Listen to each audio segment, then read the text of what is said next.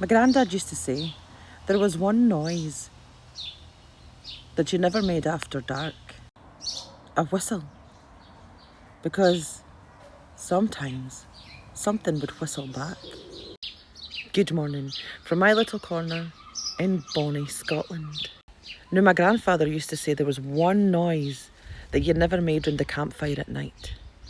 You could sing, you could laugh, you could tell jokes, but you dare no whistle. Now, if you asked him why no, he would just shrug his shoulders and say, "'Cause you didn't ken wha's listening and wha's going to be answering you back." And then he would proceed to tell us the story about a young traveller boy by the name of Jamie, who learned the hard way. Now, his family had stopped beside a wee stretch of moorland, and their fires were burning bright, and the horses were all tethered.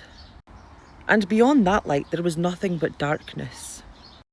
Now, Jamie was young and full of himself, the sort who laughed and joked about the old folks' warnings. So as the night wore on, he began whistling away to himself.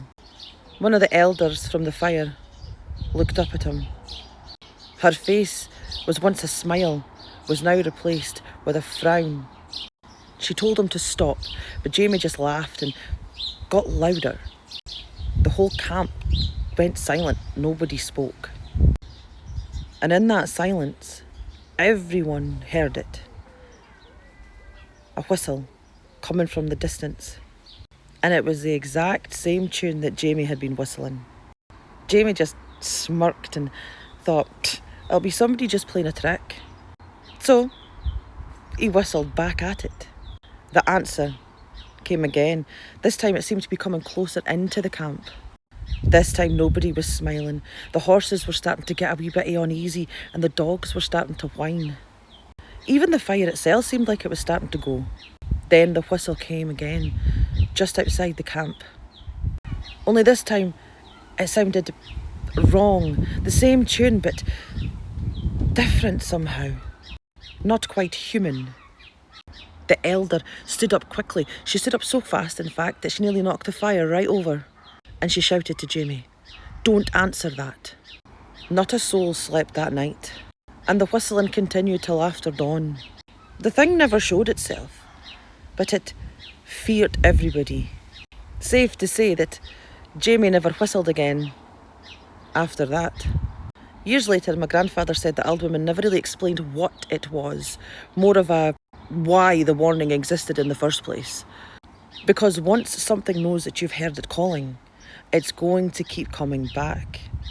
Now, whether this is folklore, superstition, or perhaps something far older, I'll let you decide that. But keep it in mind, if you're out camping in the Highlands in Scotland and you're sitting by the campfire by yourself and you hear your own tune coming back to you, perhaps dinna answer it. Now, the old warnings weren't made to fear folk. They were there because someone else further back had had an experience, and it was a warning for you not to make the same mistake.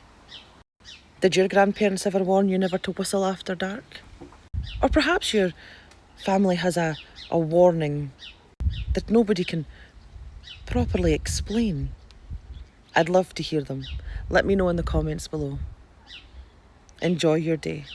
Love, the Highland Scribe.